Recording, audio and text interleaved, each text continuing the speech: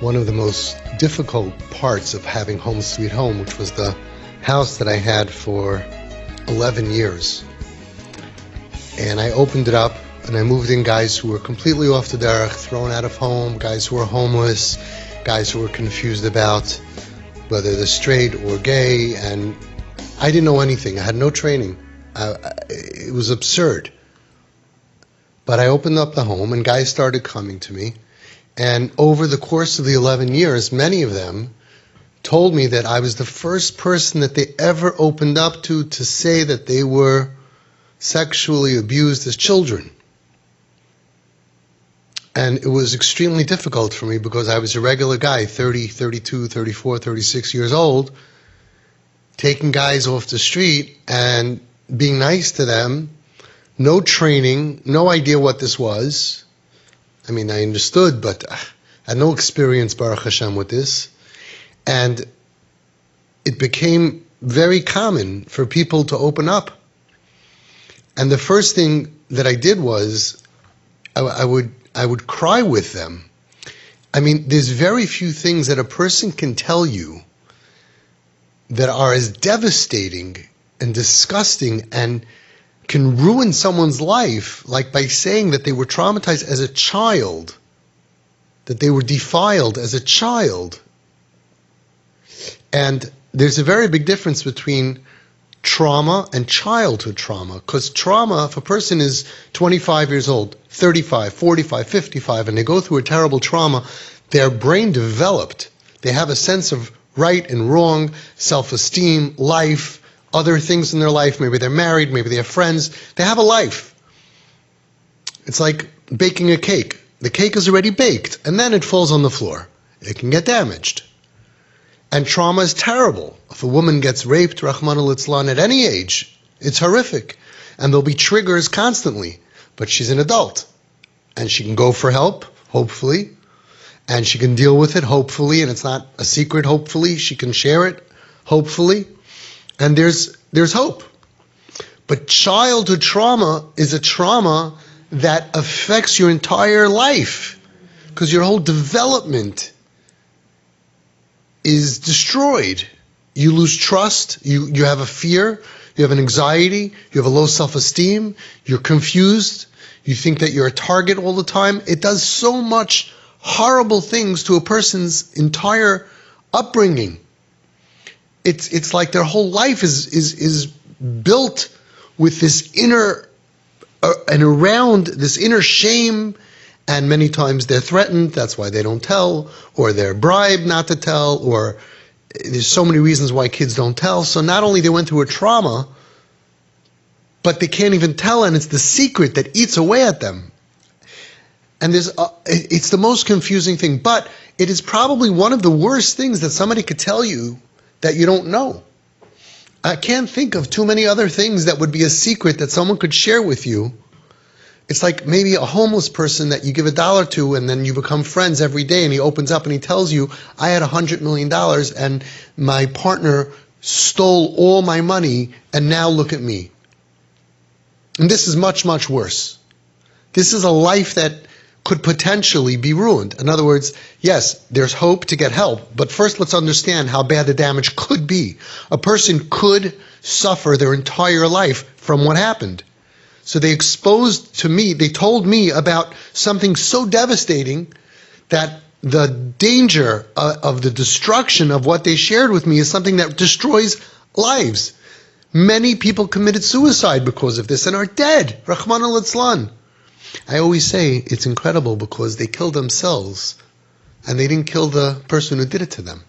We don't hear about murders. We hear about suicides.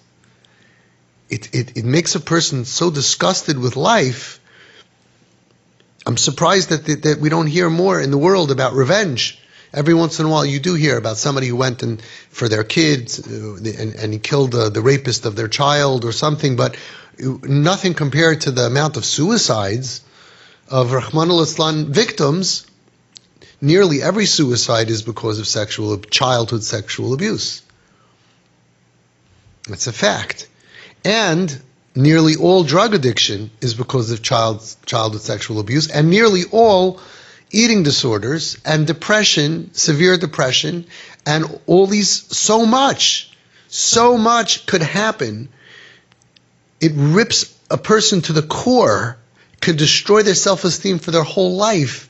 It could take them away from Hashem and their entire culture. It could rip them away from their parents and their family. It can make them homeless. It can make them drug addicts. It could technically, and it does to many people, ruin their whole upbringing and their entire future. And there are some people that are blessed by Hashem, that they're resilient, and even those people, some of them fall apart later on in life. And here this person is opening up and telling me this secret. What could be more devastating? So of course I would be devastated for them. There's no words. It's a personal holocaust of a devastation of a child that probably had wonderful parents and a wonderful community, and now in the community, these kids were hurt by frum people and twisted brains and the things that they would tell them to manipulate them and trap them. There's no way that we could imagine the pain. And then usually they're judged by frum people. Look at you, you're not tznius. Why are you acting out? Why do you have this? A lot of times they look like they have ADHD or ADD, and they get stamped with all kinds of stuff, and many times it's trauma.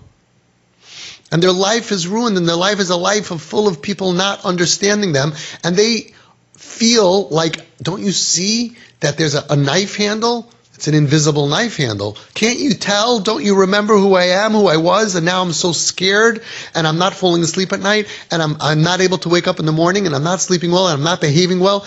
You think I just became a monster? It's a trap by Hashem, because parents who are not trauma informed have no way of knowing. So many of them punish, and many of them get bad advice, and that causes the child to have more pain and to have lower self-esteem. And the devastation that's done by childhood, any kind of childhood trauma, is horrible. But when they can't share it because it's a secret and they're trapped and they're manipulated not to share it, which most of the time that's what happens, especially if it's a family member or a teenager or an adult, yes, they have to make sure that this kid doesn't say. So they threaten them, and all kinds of ways of trapping and manipulating kids. And I had to deal with this. So the first thing I did was really, you can't even cry. There's not enough tears to watch a person who was gonna have this life because they're sweet and they're smart and they're caring and they're good. And they're good and they're good and they're good and they're beautiful and they're wonderful. And now they're like destroyed. And they don't see a future, and they don't want to live, and they don't want to get married, and they don't want to bring kids into this world, and they don't want to have a connection to Hashem, and everything about their life that they would have had is ruined. Many times, the ones who I dealt with, and the parents, about 1,000 kids of parents that are under my care, their lives are ruined. It's almost always because of that. And they get stamped with mental illness, because they look like they have bipolar, and they look like they're borderline personality, and they look, because that's what trauma does. And so many times therapists don't understand, and psychiatrists are not prophets, so they just tell you what the behavior looks like. I just tonight in group, you told me that your daughter that was given a diagnosis of bipolar. How do I know it's not true?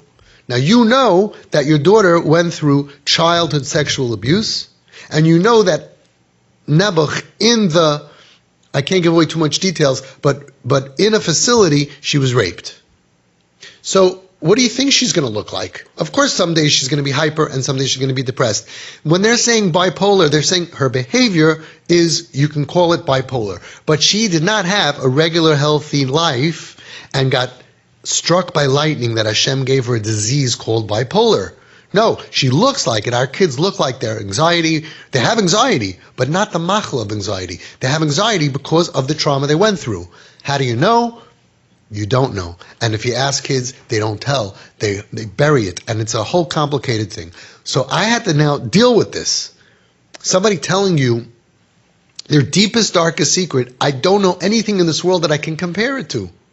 That took their whole life, and they've been through hell. Some of these kids shmad, converted to different religions. Some of them were homeless, were thrown out of home. Some of them lived in psych wards. Some of them, just try to imagine that happening to you, and you're a victim, and it's not your fault, and everybody thinks you're bad.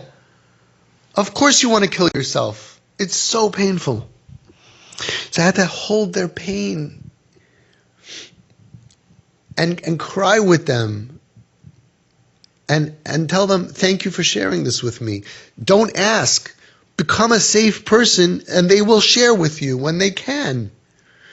And then after going through that long amount of time, which should be decades of hugging them, of holding their pain, after whatever it was, a half hour, an hour, whatever it was, whenever I was able to say something, the first thing I would tell them after showing them, Ima Enochi B'tzara, as much as possible, I feel your pain, as much as I can. I mean, I can't. I don't know what it's like to be a patient of Dr. Mengele.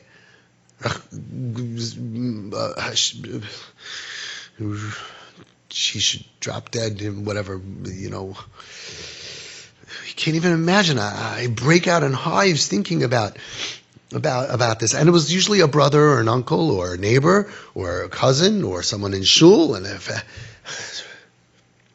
it's horrible. It's horrible. Yimach Shemam.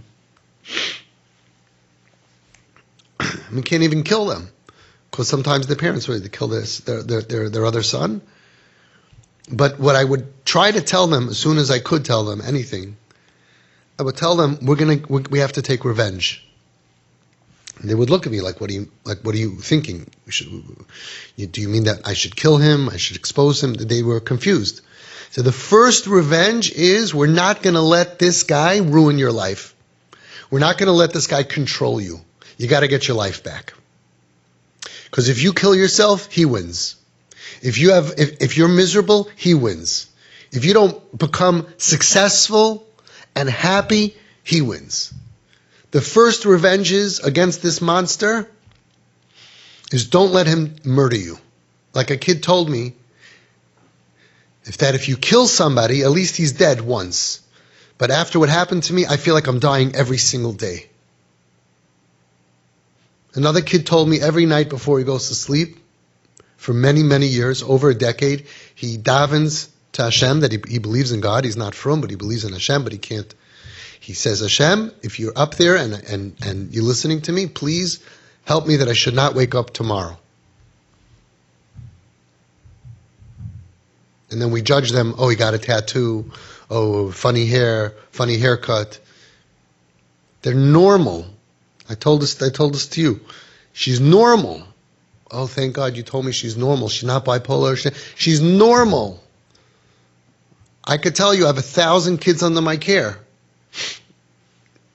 And after a few years of TP, the behavior changes and the diagnosis fall away. And the psychiatrist world, I don't know why they don't want to come here and listen. I spoke to a big psychologist. No, it can't be. So it was bad diagnosis. Okay, so they all have bad diagnosis. Punkt happens to be everybody who comes to me that the diagnosis is wrong. No, the answer is that you're diagnosing what the behavior looks like. Yes, they look like borderline personality disorder. They look like anxiety and depression and this and that. Like I always say, God does not give one person 5 diseases. If a person has heart condition, heart failure, okay. Stroke, okay. Yena machla, cancer, okay. But if a person has cancer, diabetes, stroke, 5 different diseases, check the immune system. They're falling apart. If a person has depression, maybe Hashem gave them depression, even though look up at the statistics it's about 80% of people with depression went through childhood trauma, any kind of trauma, but childhood trauma.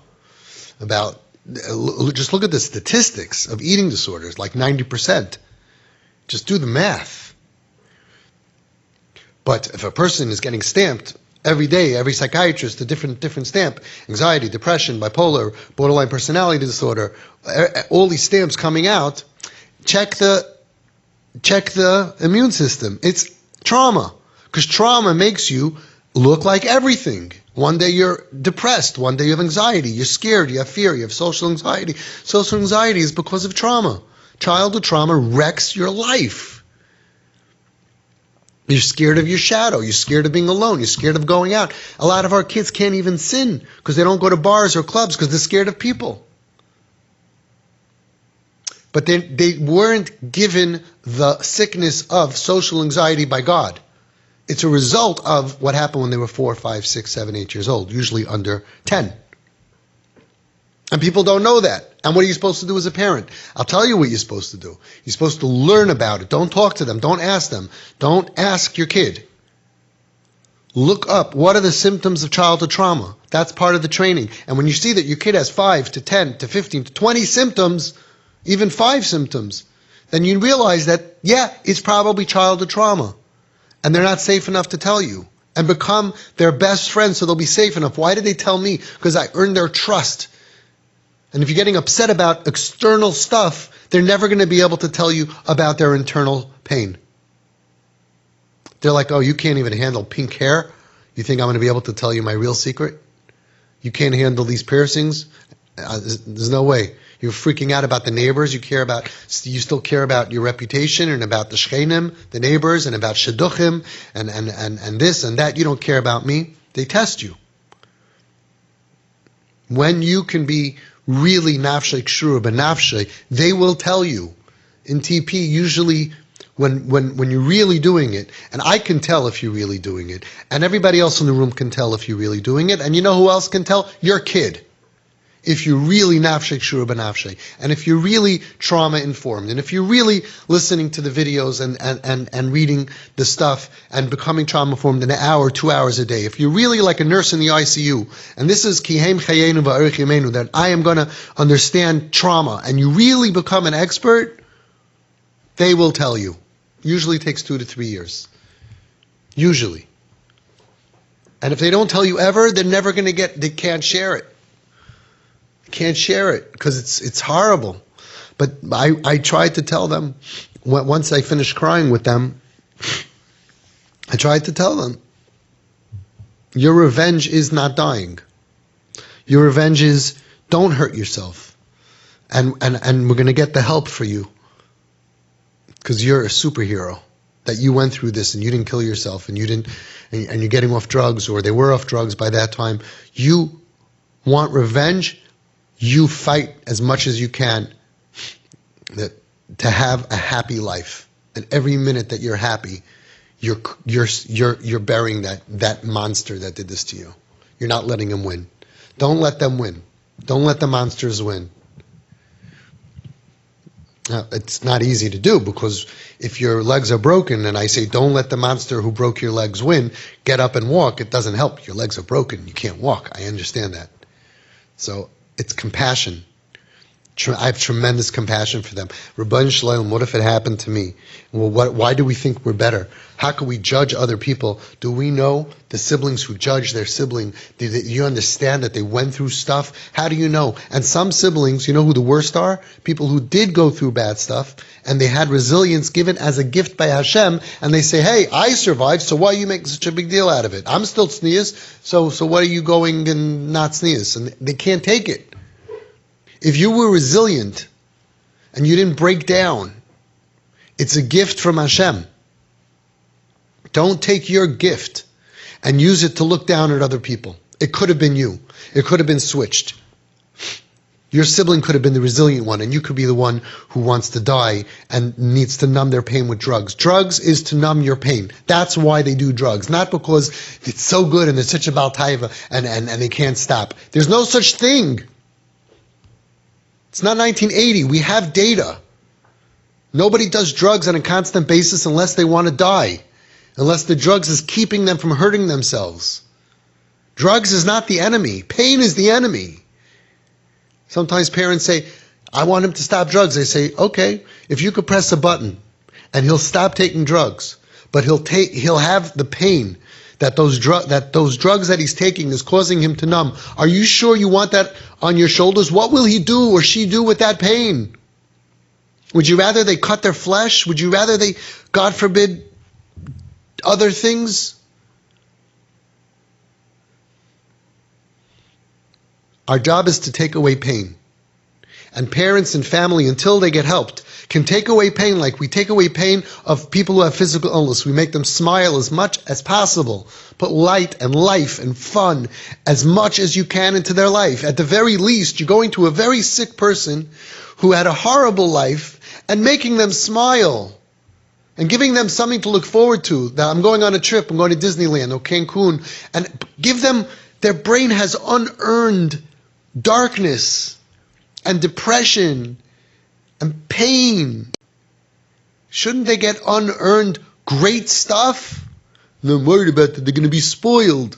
You don't get spoiled. You're trying to balance a little bit, no matter how much you do for your kid. You're never going to be doing more than 1% of the years of pain that they went through. Years of when everyone goes to sleep at night and sleeps and they're tossing and turning and they can't fall asleep and they can't get up and they can't concentrate. You know how many kids have learning disabilities because they couldn't concentrate, not because they were given a learning disability by Hashem, but as a result of childhood sexual abuse or trauma, and it's usually sexual abuse, unfortunately, and it makes them not be able to concentrate, and then they're taking pills from ADD and ADHD. If you have kids that they hated the pills, it's because the pills was a medicine for something that they don't have. If you don't eat all day, and you say, oh, I have such a headache, you need a bowl of cereal, not Tylenol. You take Tylenol, it'll make your headache go away, and the next day, your headache is worse. Now, all these pills they medicate the brain.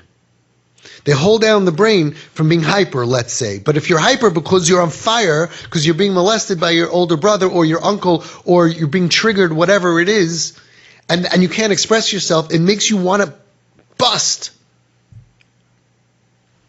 So we give more medication, and we get angry at the kid. It's not your fault, wonderful parents who went through this. You went through hell. The Chiner Rebbe Reblazer said these children are a carbon tzibur, and the parents are a carbon tzibur because none of you did anything to deserve this, not your kid and not you. Rav Koppelman Zatzal said the same thing. There's no avera you could have done to deserve to have kids in so much pain. There's no avera that your kids could have done to deserve this. We don't understand why this is happening. It's some kind of a gilgul. Some people say, some tzaddikim say that these are very holy neshamas and they accept it upon themselves to come down and suffer to atone for Klal Yisrael's sins. I don't know. I don't know anything. I just know that they're in so much pain and they're so good. Just like me and all the good people on the street that are loving these kids and see their goodness, you as parents and brothers and sisters and family and aunts and uncles must do the same. And the only reason you don't is because you love them and you care, and it's a reflection of you, and you're worried about that, and your ego, and your ego, and your ego, and I don't blame you, it's normal. But you have to save your kids, you got to throw all that away, and you got to be there for your kids, and you have to say, this is my tafkid in this world that Hashem gave me this neshama within reach. It's my niece, it's my nephew, I'm going to bond with them, it's my cousin. Mibsarcha al tisalam, you're not allowed to ignore them, it's a lav in the Torah.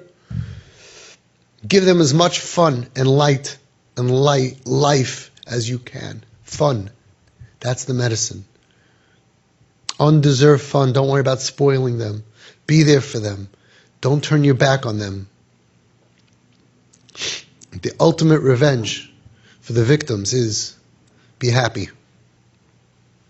Don't let him take away tomorrow. How? There's a lot of treatments these days for trauma. I don't even know. That's not my field. But go out and find it. There's somatic experiencing. There's stuff that you don't have to talk. It's not like talk therapy. And there's a lot of stuff that's out there. But you have to fight for your life. Don't let him win. That should be the drive. I'm not going to let him take away tomorrow. I'm not going to let him take away. I will be happy. I will be happy. I will think about all the things that I lost out. And I will fight back to get back those things in my life. As far as the actual revenge and all of that, I leave that for other people. It's not my sugya. It's not my category of how to deal with that. But that's what I try to impart unto them. You're going to live a happy life. You're going to have to work for it, and it's hell. It's hard, and it's a lot of hard work to become functional and to get off drugs. And your motivation has to be, I'm doing this to get back at the guy who stabbed me. And that can give you strength. And the only way to ever make any sense of the pain that you've been through is to get healthy enough to help other people. So many victims become therapists and trauma therapists and mentors and go out and help other people. So many of them have told me, I would never wish this on my biggest enemy.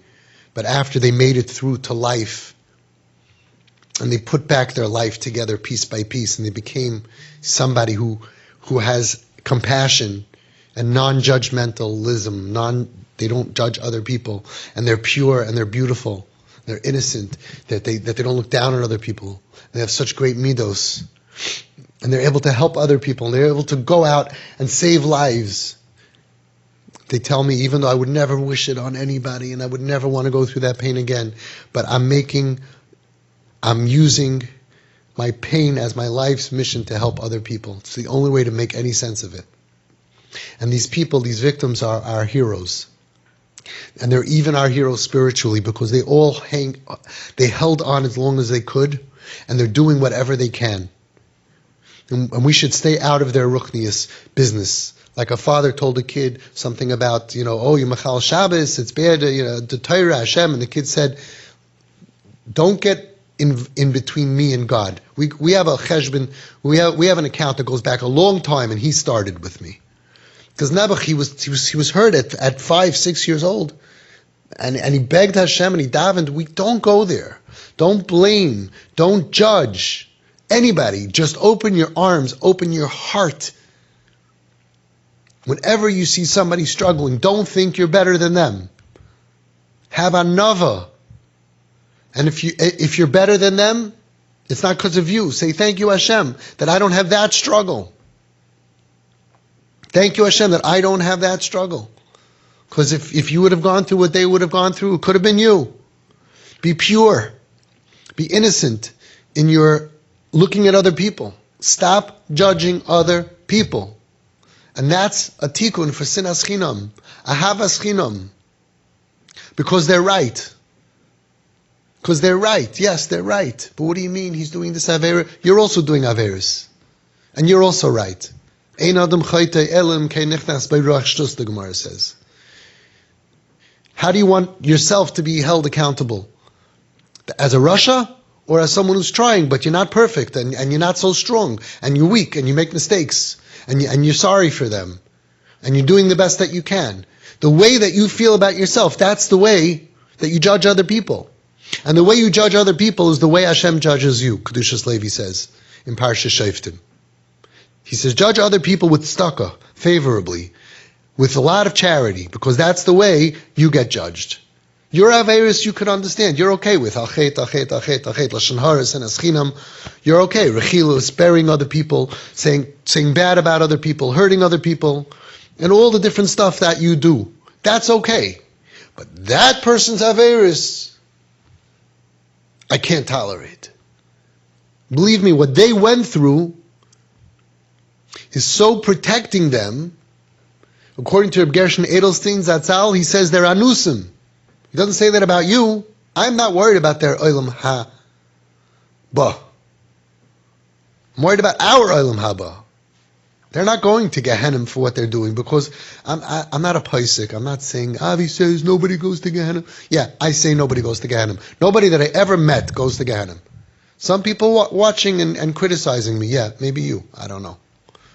Criticizing without knowing facts. But these kids, I could tell you, all the kids that I worked with and that I helped are not going to go to Gehenna. And they're right. Look at the proof. Look at the Home Sweet Home kids a year later. B'makom shvel tshuva oimin in Tzadik Yochalamid. When they were dealt with properly, they became frum, and they did mitzvahs. They all did mitzvahs. They all did more for Hashem from where they were. The Zohar HaKadosh says, Shivcha da'asa me'asar rechika kriva yatir gabei malka. Praise that comes from far away is more precious to the king. I bet on them 100%. Not because I was born this way, and I love everybody. I wish I was. No, but because I just didn't know, and I started working 1 kid, 2 kids, 3 kids, 20, 30, 40, and working with parents I'm doing this 20 years. They are good. They are really our best, brightest, smartest, sweetest, most sensitive, caring, wonderful neshamas, chelik elakami ma'al-mamish, who have been hurt, and they still outperform us every day. And those people that judge don't understand them. Because if you understood them, you wouldn't judge them. And I feel bad for you that you're judging other people. You should be so busy fixing yourself, you shouldn't have time to judge anybody else. Work on yourself. Look in the mirror. Are you all Reb Chaim Kanievsky? You're all Mem Nun Shari Tahara? You're doing the best that you can? You have time to look at other people? Oh, why is she sneeze? Why did you have to come to the wedding like that? Why does her hair have to be pink? Why does the thing? Look in the mirror. Deal with yourself. The Nesiva Shalom says, Musar and Chasidus is for you, not for other people. People learn Musar and they start giving other people Musar. People learn Chasidus and they start trying to get everybody else. That's for you. For other people, you look at with compassion. That's the way the tzaddikim looked. They say a story of Chaim Kanievsky, somebody stole thousands and thousands of dollars of checks that were in his, people gave to tzedakah. And the police came to interview and to try to inspect and to try to figure out who stole the money. So somebody asked Reb Chaim, you could tell on people's faces, you know Chachmas HaPartzuf, you could tell people's faces who's straight and who's a ganef. Why don't you just tell us who the ganef is? And he smiles and goes, Du weißt, wie viel Ganovim drehen sich da? You know how many Ganovim are draying around this, I don't know how to say this in English. You know how many Ganovim are here? He gave a big smile. He saw all of our Averis. Did he throw anybody out? He knew Chachmas HaPartzuf. You saw you're a Ganef, you're a Baal Taiva, and you're a Baal Gaiva, and you're a Baal this, and a Baal that, and a Baal this, and a Baal that. Tzaddikim didn't throw us away. And compared to him, we are much further than those kids are from us, regular people. To the tzaddikim. And then they look with compassion. Look at the Reb Gershon Edelstein Zatzal. He says they're anusim. Look at the Chazon Ish, the way he looked at them.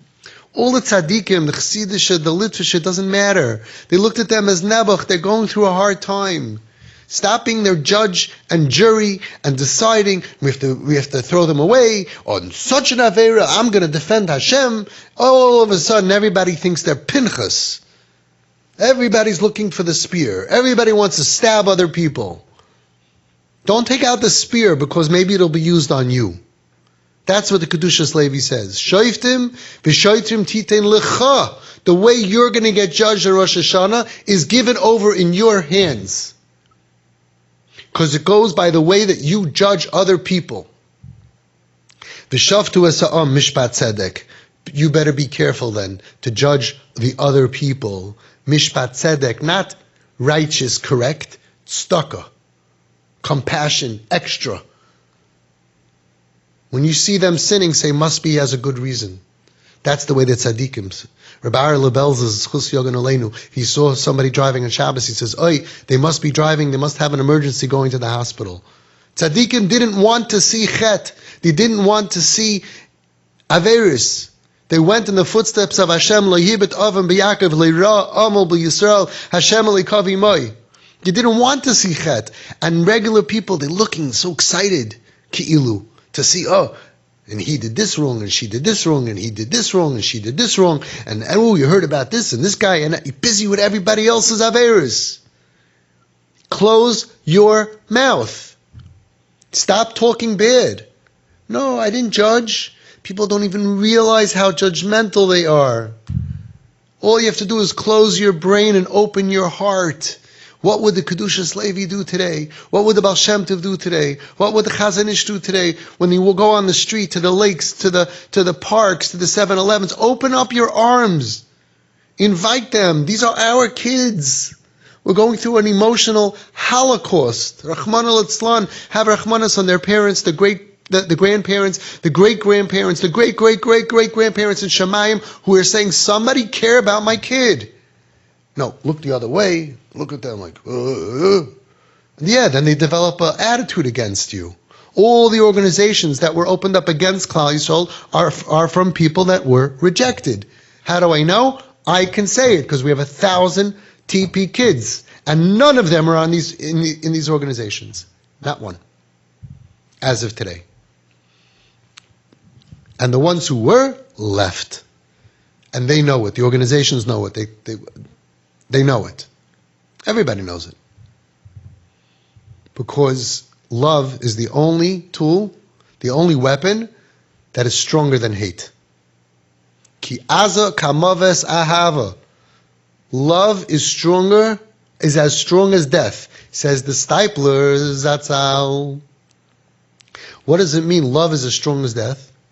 He says, just like nothing could stop death, when it's time, Rahman al-Islan, for someone to pass away, nothing could stop it. So too says the Stipler, Reb Chaim Kanievsky's father, the Heilige Stipler.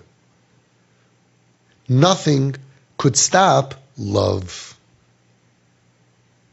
And he wasn't a Kumsitz guy, and he wasn't a Breslover or a Kalbach guy. He was the Stipler. Nothing could stop love. Why don't we listen to our tzaddikim? I want to add, Ki aza kamava sahava.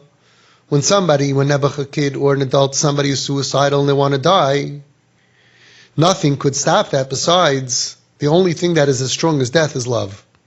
Only your love could stop somebody from committing suicide.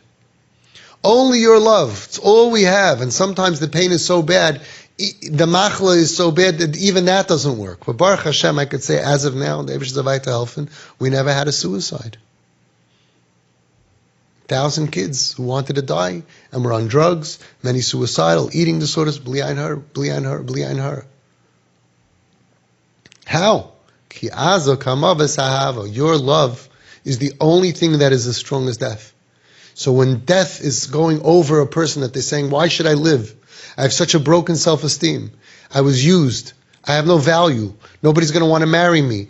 God left me. They feel that Hashem left them because they davened to Hashem and their life fell apart. And my family hates me and doesn't like me and I'm the black sheep and I couldn't and I can't. But really I know I'm good and I'm smart and I should be winning this race. And meanwhile I'm in a wheelchair of life. And I feel like I want to die. The only thing that is as powerful as that feeling of death is ahava, love. That's what the tzaddikim taught us. And that's why the Baal Shem Tov, the Chazon Ish, and all the tzaddikim of all the years said that the only thing that we should be doing with these kids or adults, anybody who goes off the derech, is love. That's why I put together a collection. I have thousands in Raising Royalty. And you read the way that tzaddikim dealt with from all types of chinuch is in there, but including crisis chinuch. What did the Nesiv Shalom say to do? Why can't we listen to him? Everybody respected the Nesiv Shalom. Everybody. Master mechanech of the Dor after the Holocaust. Beloved by the Chassidische Welt, beloved by the Litvische Welt. Reb Shach Zatzal said that the Nesiv Shalom is the Mesilas Yesharim of our Dor. And he was very close to Reb Ovadia Yosef Zatzal. And the Sfardim loved him. Everybody loved him. And he says, what should you do when you see that your child is going off the derech, is getting involved in shchitut, shchisus, corruption, pornography, bad stuff, or stealing from you or from other people? What should you do? He tells you what to do. Why can't you listen? If everybody would just listen, we wouldn't have suicides. We wouldn't have homeless kids. We wouldn't have kids feeling homeless, feeling like orphans, even if they're living at home. He says, he doesn't say what the therapy world says. Muchrachim lishloit al hayeled. You got to get a hold of that kid. He needs boundaries. He needs consequences. Don't let him in your house. Tell him he has to be in by 12 o'clock or I lock the door. He has to put on a yarmulke in your house. It's all goyish thinking. All of it comes from the goyim. Nesiv Shalom says, Muchrachim lishloit al haruach. You, parent, get hold of yourself. Okay, and do what? Ula'ir elav. And awaken towards this kid who you think is ruining your life, who's breaking all your rules, who's out of control, who's being Mechal Shabbos, who's eating on Yom Kippur, who's with a girl, with a boy. Mechrachim lishloit al haruach. You gotta get a hold of yourself if you want to save your kid's life. Ula'ir elav ahava v'chemla b'li gvul. And awaken towards this kid love and mercy endless, without any boundary. People say, Ad Kan, how much can I take? Ever, forever. There's no boundary. Get a hold of yourself. This is the winning solution that I've seen work. You want to know what works? Of course it's hard. Look at the video I have with Reb Gershon Zatzal. He said the same thing, kavod and yedidus. Kavod v'yedidus, that means that a boy comes in with a girl to your house and she's not tznius and he has piercings and he's not wearing a yarmulke and he's eating McDonald's cheeseburger and he's smoking on Shabbos, and you should give him honor and respect and friendship. Look what Reb Gershon Zatzal said. He said, yeah, you don't have a choice. That's the only way you're going to get him back. I said, should you tell him, no, you can't do this in the house? You can't have Gimel Averis Chamuris in your house? He said, Chas v'shalom. God forbid. Don't say, get out of my house. You can't do this in my house. And people say it about a yarmulke. In my house, you have to wear yarmulke. In my house, in my house, in my house. You could do whatever you want. It doesn't work. It doesn't fix the disease. It doesn't fix the problem. All of this is coming from inner pain. They have a hole in their heart, right? And you're making it bigger and bigger and bigger by looking down at them. I have to control them. They don't know. You think they're stupid? They didn't grow up in your house? They don't know all this? They all of a sudden became chutzpanyaks. They became bad-natured. They became selfish and manipulators. Yeah, it looks like that. Muchrachim lishleit baruch. You want to fix it? Get a hold of yourself and awaken love and mercy to this kid. Even more than you did until now. That's the medicine. It's hard. It's harder to bury your child. Rachmana litzlan. It's harder that your kid's living on the street and you don't know where he is. Rachmana litzlan. It's harder to spend the rest of your life wondering what happened to your kid. It's harder for the other kids to know Moishi's not around anymore and Chani's not around anymore, and they kill themselves and they have to bury him. So go find them. They're dead or they're living dead or they're homeless or they're thrown out. Yeah, this is a lot easier than all of that and cheaper, and it works. I could say it works. And you could have a happy family. You need to be under guidance, not watching videos, under real personal guidance. And your families can be happy like you guys. You can walk around with a smile. We have a sickness. It's very painful. But we have a solution. And you're under guidance. And you have chevra. And you're in it together. And you daven for each other. And with that, we can save every single Jew. And no Jew will be left behind. Not by us. Not by us. And those people, they go against Das Torah, and they listen to the Goyish mentality of rules and boundaries and don't enable and all these things that make the problem worse. And because of that mentality, there's so many dead kids, Rahman al-Islam, suicides and overdoses, and costing so much money, wasted money in therapy, and in Utah in boot camps, how much you guys spent, $200,000 in boot camps that didn't work. And they're all self-righteous. Avi Fishoff is crazy. We're right. And meanwhile, we're not twice as successful, 10 times more successful. And some of them come here and they learn. A lot of mechanchim and a lot of rabbanim and a lot of therapists come here and they talk and they learn. They see, hey, this medicine is more than the professor in college who taught us based on Goyish stuff what to do, which doesn't work. And a lot of therapists gave the information. They're good people, and they see it doesn't work, and they stop, and they say, I don't know what to do. But they don't tell them to do what the Chazon Ish said. No,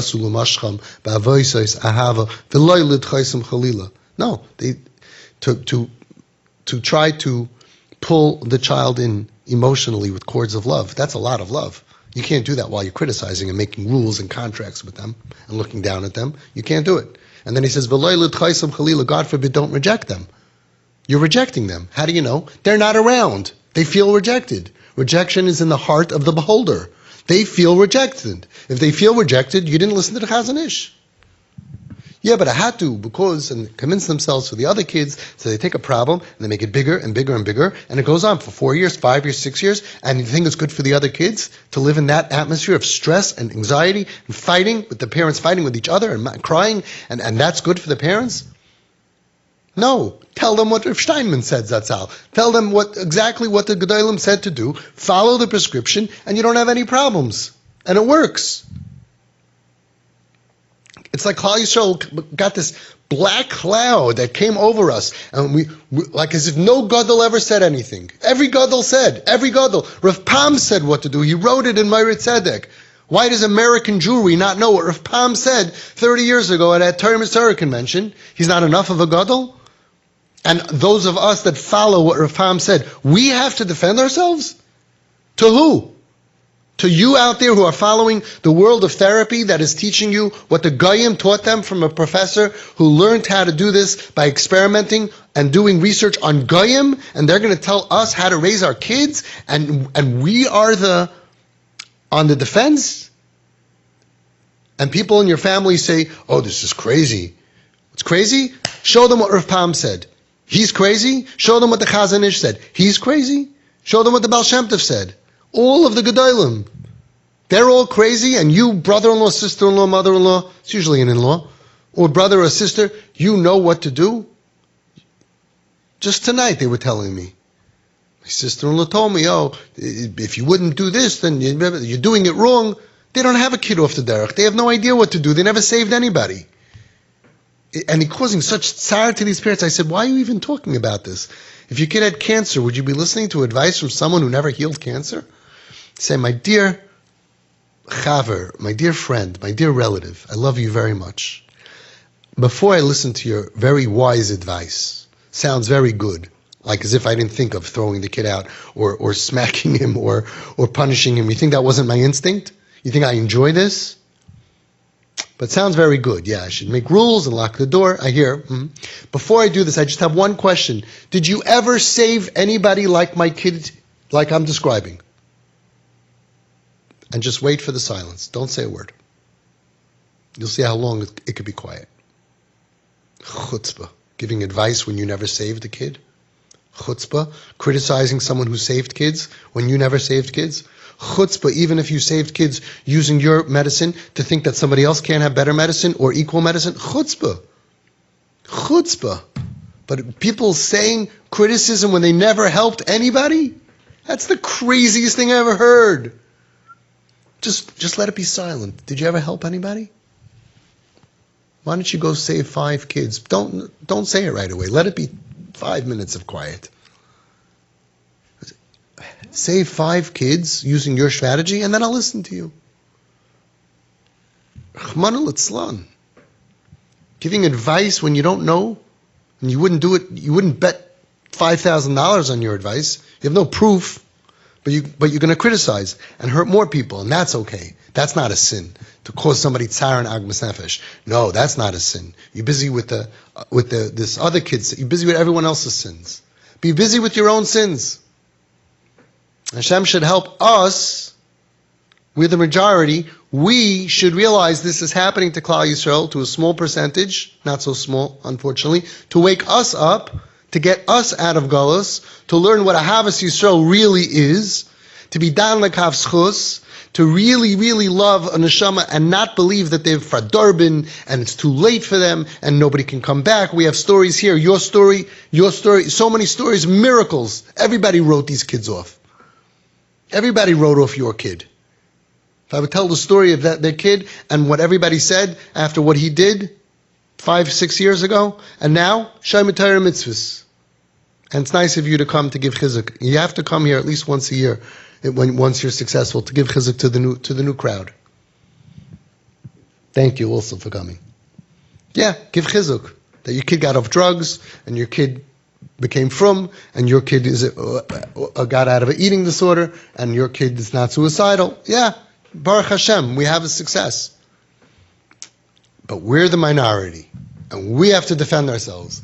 And we're the extremists. No, it's not extreme to throw your kid out of the house, lock him out, send them off to boot camp to learn how to wipe himself, excuse me for talking this way, with leaves, because he has to earn the right to use toilet paper and cost $120,000. That's not extreme. To follow the Chazon Ish to the T. And all the Gedolim, and Gershon Edelstein, we ask him so many questions, we follow him. And all the tzaddikim, we are extreme. Olam hafuch ra'isi, an upside down world. It's very, very easy for family members to criticize so they don't have to do the work. Instead of going out and being makar of this kid and saving his life and being a part of the solution, much easier to say, oh, he was looking for attention, don't give him attention. Somebody told the parent, your kid threatened to kill himself, he just wants attention. Don't give in. Don't give him attention. Shugana. Are you qualified? What school did you go to say that? How many people who were suicidal did you save? You're giving advice to someone on how to deal with a kid who's suicidal? You're not embarrassed of yourself? What if the parent listens to you and the kid kills himself? What are you going to say? Oops. Oh, I guess you should have given him attention. I guess what are you going to say? Why do you have to comment? Why does everybody have an opinion? Why can't you say, I don't know? Chazal. Person should get used to saying, I don't know. How many times do you hear from me, I don't know? If I feel I know based on my experience, I say I know, and I say it because I have experience. And I'll tell you where I got it from, I'll tell you my true story that I learned it from, and my percentages of being correct. But if it's anything else, you hear me all the time, I say, I don't know, I don't know, I don't know. And every day I say, I don't know. I don't know about anything else except for what I know. And I only know it because I lived it, and learned from experience of what works. And that's why so many Gedolei Adar call me up and ask me. And there's still like one or two Gedolim bad-mouthing me, who never met me, who never sat here, who don't understand me, make up stories, believe what other people say, exaggerations. No, I don't give people treif. Here you go, here's a coupon to McDonald's, and go tell your kids to do Averis, and ruin the rest of the family, and destroy Klal Yisrael. Why would I do that? Well, there's a lot of very good, well-meaning people who make tremendous mistakes, and they really you mean well, but you could be making tremendous mistakes. Okay, so all the Gedolim who send people to me over and over and over again, many of them for 15 years already, they are also making mistakes. They don't know that the people that they sent were helped, and that's why they keep on sending new people. You don't trust them either. The Rabbanim who wrote letters saying that I'm qualified to diagnose and to give and to prescribe, and that my way works. Big Rabbanim. So you could have a Rav who says he's bigger. But let's say he's bigger, so don't come to me. I don't let anybody come to me if their Das Torah doesn't send them. You need to have a letter. But you're gonna push away all the Gedolim that check me out, that work with me, that admire the work that I'm doing, Kedas Moshe v'Yisrael, that we do everything here. The parents sign a contract that they're not going to do anything without asking their Rav. The Rav has to write a letter. I don't paskin anything ever without, not just my Gedolim, with the families. And you're going to criticize that and make up lies, and then people don't come to get help because they hear. And that's okay. And that's okay. But the parents who are fighting to save their kids' lives according to their Das Torah, they're extreme.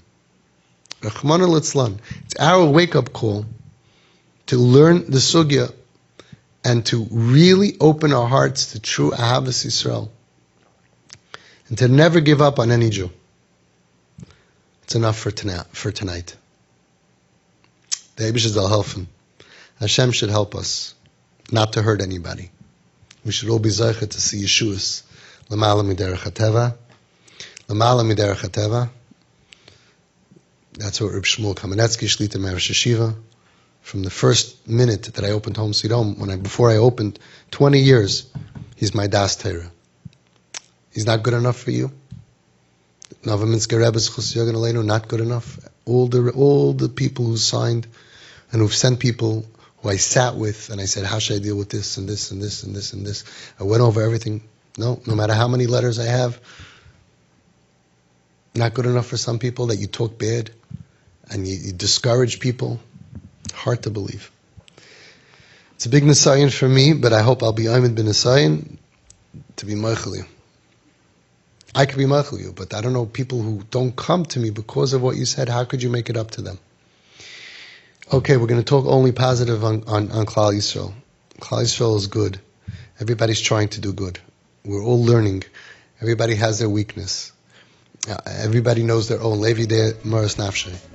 So whatever our weakness is, we should work on it. And those whose weakness is that they talk Lashon Hara and Mechilus, and they give ideas and opinions that hurt people, we should all work on ourselves. Yeah.